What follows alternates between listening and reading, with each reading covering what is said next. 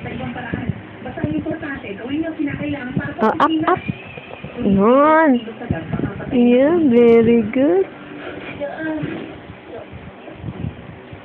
Grabe naman. Ano yung sinasabi ng pagigan? At yung initials na PK? Sir, nangakuha na ba ng impormasyon tungkol sa kanya? Hindi pa po.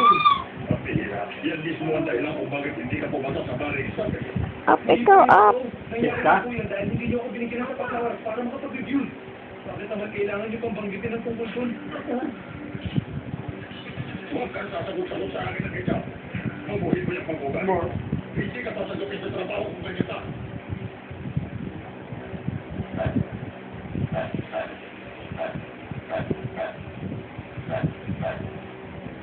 Tawal na tawal si Yohan. May problema kaya?